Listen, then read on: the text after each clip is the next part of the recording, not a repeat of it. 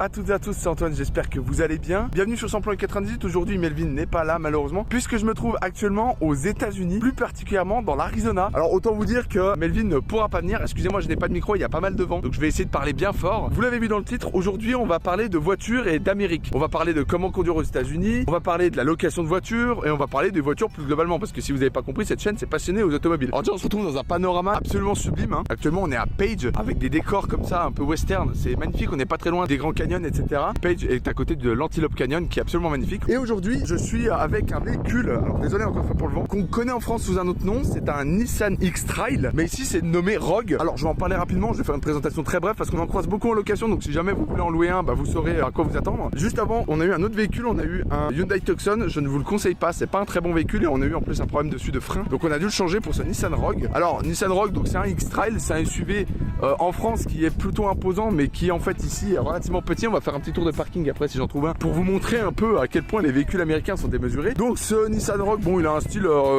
japonais, voilà, on va dire qu'il est beau sans être incroyable. Il a un bleu pailleté ici qui est quand même franchement pas mal, des petites jantes, on est quand même monté en 235 à l'avant et à l'arrière, ce qui est quand même pas mal. On est sur un 2 roues motrices, pas sur un 4 roues motrices, un véhicule qui est franchement imposant. On est quand même sur un coffre relativement important, alors automatique évidemment, mais ça c'est toutes les voitures de location. On cale 3 valises sans aucun problème comme ça, avec 5 places, qui est franchement bien fini comme véhicule. Moi j'aime vraiment bien, mieux que le Tucson, ça c'est sûr. Au niveau de la boîte automatique, au niveau de tout, c'est vraiment mieux. À l'intérieur, un petit plastique dur là, un petit simili-cuir qui est franchement mauvais. Définition en bizarre là, mais bon, ça fait le café, alors c'est un peu le bazar forcément parce qu'on est en plein road trip. Mais voilà, des selleries qui sont franchement pas mal. On était quand même mieux installé par contre dans le Tucson, ça c'est vrai. Voilà ce que ça donne à l'avant, même finition. Globalement, les voitures américaines, c'est à peu près tout le temps la même finition, c'est-à-dire un plutôt bien optionné. Donc siège avant réglable électriquement, boîte automatique aussi. Ici, on est sur une CVT qui fonctionne vraiment très bien. C'est une très bonne boîte. Avec le moteur, c'est le 1,5 litre turbo. Donc c'est un moteur propre aux États-Unis qui développe 200 chevaux et 300 Newton. Je vous calme tout de suite. Les voitures aux États-Unis de 200 chevaux rament. Hein, vraiment, c'est ressenti 100 chevaux en gros, parce que c'est des puissances calculées à la sortie moteur et pas au niveau des pneus. 0 à 100 9 secondes 8 ou 9 secondes 5, je sais plus. Bref, voilà, c'est pas des chiffres hallucinants. C'est pas une voiture de sport. Par contre, on est très bien amorti. Aux États-Unis,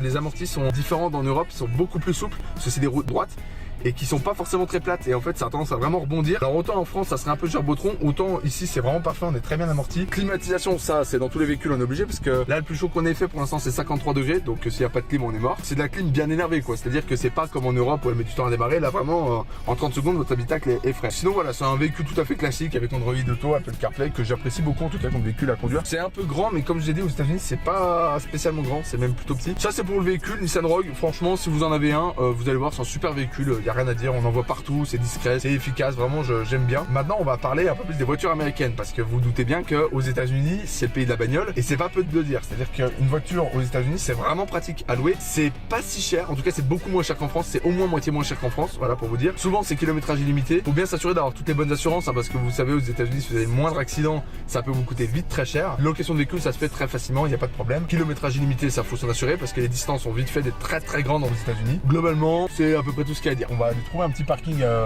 tranquille avec d'autres véhicules, et en allant trouver ce parking je vais vous filmer vite fait conduire aux États-Unis, vous parler du code de la route, etc.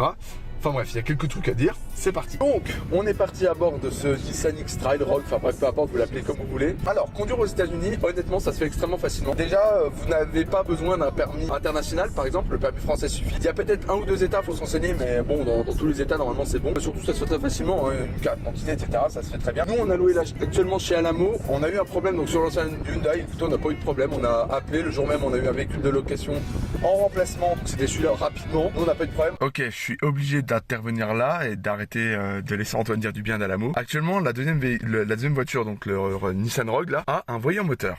Alors en soi, bon, ça peut arriver, c'est pas grave. Sauf que là, l'assistance d'Alamo est totalement incapable de nous aider. On est en plein désert. On était censé avoir une livraison de véhicules pour un échange ce soir. Ils sont pas venus, ils ont tout annulé parce que on sait pas, on n'arrive pas à vous joindre, vous avez pas un numéro américain, enfin bref. Donc Alamo, c'est de la merde. Voilà, là on a une voiture avec un voyant, on doit faire encore 12 heures de route. Donc ne prenez pas Alamo. Je suis allé chez Sixt, il n'y a pas de problème. On est passé aussi chez Sixt. J'avais eu un problème de facturation, je les ai appelés, ils m'ont réglé le problème rapidement, ils m'ont même offert un surclassement sur 2 ans que je n'ai pas utilisé malheureusement. Donc voilà, vraiment des bons loueurs. Concernant le code de la route, écoutez, c'est globalement la même chose qu'en France, on a des feux rouges, etc. Pas de priorité à droite. Il y a quelques trucs qui changent, par exemple, vous pouvez doubler par la droite. Les limitations de vitesse sont effectives, mais alors c'est pas dans la loi, hein. Ce que je dis, c'est, on va dire, c'est tacite.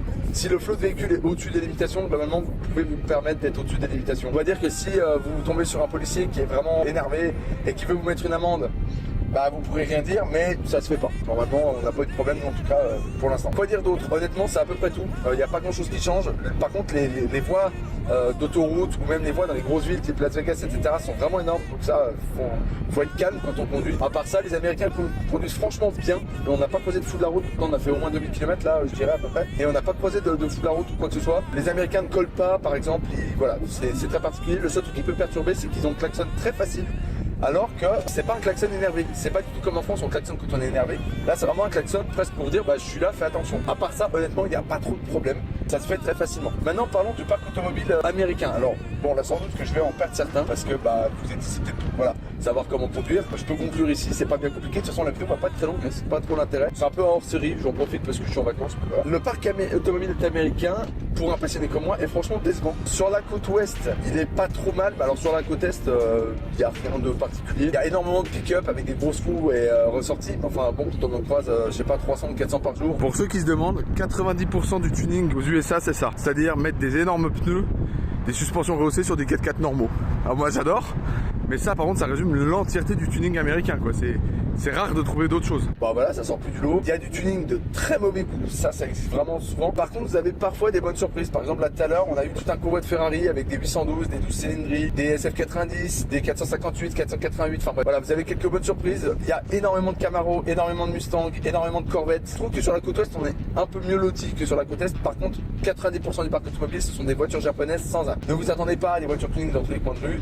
Il y a des bruits de V8 tout le temps, hein, parce que le moindre véhicule, même d'entretien, un V8 en fait. Mais à part ça, les parkings sont normaux. C'est des berlines, des SUV, beaucoup de SUV, énormément de SUV japonais. Bon, il y a beaucoup de Lincoln Navigator, de Jeep Wagoner, de trucs qui sont vraiment très gros, mais ne vous attendez pas à des véhicules exceptionnels. Regardez ce paysage dans lequel je conduis, les amis, c'est quand même exceptionnel quoi. Page c'est perdu hein, au milieu du désert, il y a des dizaines de kilomètres de désert, c'est absolument sublime. Bah là vous le voyez hein, sur le bord de la route, c'est vraiment le typique, donc énormément de pick-up, des SUV ou de berlines sans âme, boîte CVT avec des moteurs essence qui font un bruit minable. Là je viens de croiser une voiture typique avec des jantes qui valent sans doute le prix de la bagnole dessus, ça c'est typique ici. Mais vous attendez pas à des tunings de fou, il y a beaucoup de Dodge Ram, beaucoup de Ford F-150, Ford Raptor. Donc voilà, ne vous attendez pas à quelque chose d'incroyable, c'est très facile hein, de conduire aux États-Unis, ça je vous le dis vraiment, c'est pas du tout compliqué ou quoi que ce soit. Ah là il y a beaucoup de parking, bien. On s'y met, c'est très facile, les voitures sont très faciles, les routes sont très larges, les places de parking sont très larges. Voilà, donc je vais faire vite parce que j'ai pas envie de passer pour le mec qui filme les voitures des autres, mais voilà ce qu'on trouve aux États-Unis. Des SUV normaux, des pick-up avec des jantes qui sont beaucoup trop chères pour le véhicule, des énormes SUV, parce que là vous avez en plus vous avez une Fiesta. Voilà, ça fait 2 Fiesta. Ça, vous en croisez énormément, hein, des Ford comme ça. Et beaucoup de berlines américaines. Voilà, des Dodge, des vieux Ford. Ça, c'est vraiment le parking typique hein, américain. Il n'y a rien d'exceptionnel, il n'y a rien de fou. Des petites Ford, on en croise des tonnes. Enfin, vraiment, c'est vraiment le parking typique américain. Voilà, des voitures japonaises. Mais il n'y a rien d'exceptionnel. Il y a très peu de voitures très belles. Moi, j'avais été déçu le premier coup. Je m'attendais à bien mieux. Et en fait, bon, il n'y a rien de particulier. Bon, à part, là, j'avoue, le RAM ici est très beau. Avec des belles jantes et tout, 2 petites sorties d'échappement. Vraiment très beau. Édition Big Horn. Ça, c'est vraiment cool, ça veut dire qu'il y a une sellerie dedans, enfin bref c'est sympa. Aussi petit message, malheureusement pour ceux qui voudraient louer des grosses voitures, muscle car, etc. Alors si vous avez plus de 25 ans ça se fait, si vous avez moins de 25 ans vous oubliez, vous n'aurez pas le choix que de louer sur des berlines de base, des SUV de base comme ce Rogue, etc. Donc ça faut vraiment faire attention et n'oubliez pas, même si l'essence coûte pas cher, les véhicules ici et surtout avec des V8 consomment, mais c'est quelque chose d'impensable. Donc ayez un budget vraiment essence parce que même si c'est pas cher, quand vous tapez 30 litres au 100, faut les assumer. Assurez-vous de pouvoir le louer déjà, de le louer sur quelque chose d'honnête, hein, donc à l'AMO, etc. pour pas avoir de problème en cas d'accident, etc. Et d'avoir le budget nécessaire pour le nourrir, parce que mine de rien ça boit. Donc voilà, c'est à peu près tout ce que je peux vous dire, parce qu'il n'y a pas grand chose à dire au niveau des États-Unis et de la bagnole au final. Louer une voiture, ça se fait très bien. Rouler, ça se fait très bien. N'oubliez pas, quand vous avez moins de 25 ans, que vous avez une taxe qui est quand même très chère. Hein. Si vous louez 3-4 jours, vous en avez fait pour une centaine d'euros de taxes. Et sinon, ça se fait vraiment très facilement, quoi. La conduite, n'importe qui peut conduire aux États-Unis. C'est vraiment un code de la route extrêmement simple. Le plus dur, c'est vraiment au niveau des échangeurs dans les villes, parce que c'est très compliqué. Il y a énormément de voies. Là vraiment on a beaucoup de problèmes, notamment quand il y a 6-7 voies. Se repérer au niveau des feux rouges, bien prendre de l'avance pour tourner, parce que sinon il y a des files déjà d'attente et vous pouvez juste pas tourner. Enfin voilà, et les GPS sont un peu perdus parfois, donc faites quand même attention. Sinon il n'y a rien de plus à dire. Les États-Unis c'est génial, ça par contre vous le regrettez pas si vous avez la chance d'y aller, vraiment c'est absolument génial. Là la vidéo doit sortir, je dirais au moins en décembre voire janvier 2026, sachant que là on est en août 2025. Donc vraiment elle va mettre du temps à sortir, mais c'est pas grave, on s'en fout. C'est tout ce que je pouvais dire. J'espère que cette petite vidéo vous aura plu. Je sais pas combien de temps elle durera, sans doute très peu de temps, ça suffira bien. N'hésitez pas à vous abonner, à mettre la cloche de notification et on se dit à la prochaine.